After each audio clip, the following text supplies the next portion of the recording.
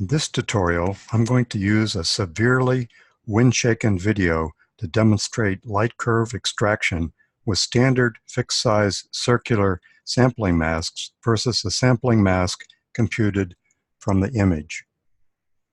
I've already set up the video and placed some apertures so that we can focus on the comparison of fixed circular masks versus computed masks. First of all, let me show you what I mean by severely wind-shaken. I'm going to jump ahead to an area around frame 447, and we'll step through. This is an integrated video, so I have to go in steps of 4, but we can see that what normally would have been a relatively circular star image, it's danced a little bit, and that has shown up on our target as well. I'm showing the target in red. The green aperture is a no star, and the yellow is our tracking aperture. So let me jump ahead to the next real frame, 1, 2, 3, 4, and we see that we've had some fairly significant wind shake. And note for the future that the wind shake that affected our tracking aperture is the same as the wind shake, of course, that was for our target. We will make use of that later on. Let me just show a few more examples. And here, the wind shake smears the image so much that for our target, it's not obvious that we have any image there at all. We would normally be looking at that with a computed image, but instead we'll be looking at it with a default mask that is large enough to encompass the region of the aperture that we expect the pixels from the star, wherever they've been smeared, to appear. We'll do a couple more.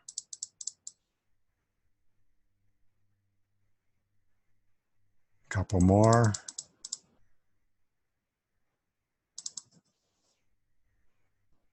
And I think that's enough.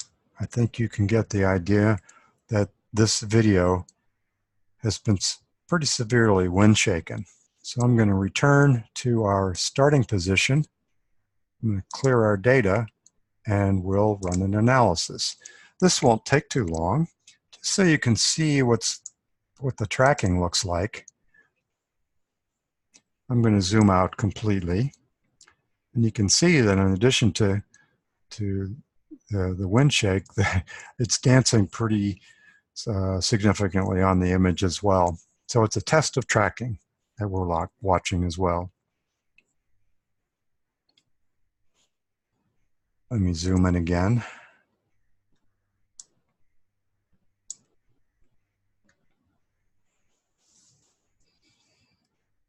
And we're almost through.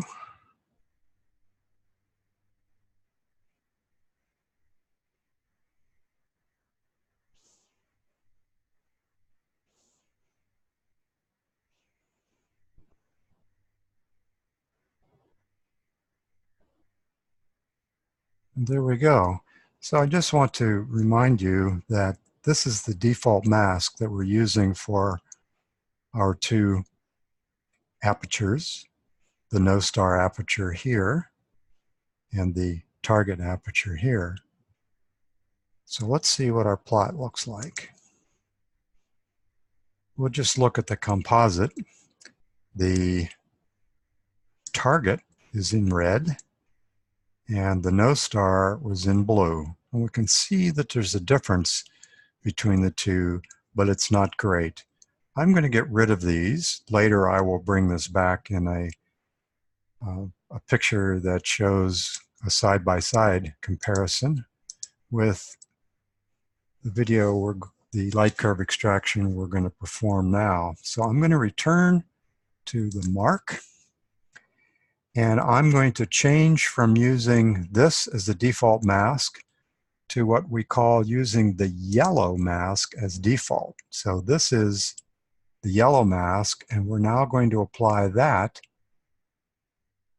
to our target as well as our no star. So the idea being wherever the pixels from the tracking star got smeared. The same thing happened in our target and our no star. So let me clear the data and run a new analysis.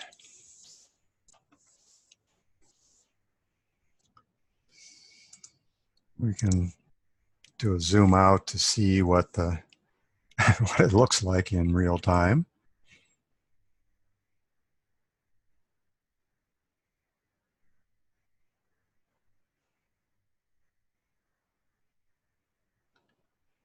I should say that the idea of using a yellow mask in this way came from a suggestion from Tony George, who had organized our beta test group.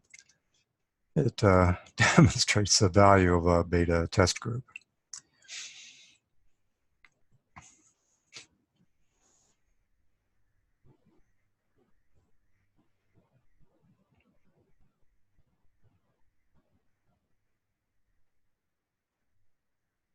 And there we are. Let's look at our plots.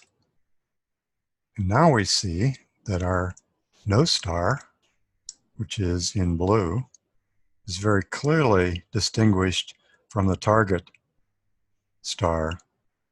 And we see that the noise appears to be less. I actually fired up RO'd and asked it to give me a noise analysis so that I could show you that.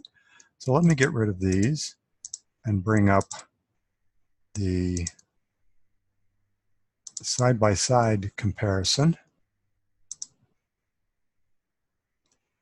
So this is the plot, composite plot that we got when we used the default mask from whatever was happening in the yellow aperture. Now we do see, of course, that the no star is quite distinct from the star, from the target.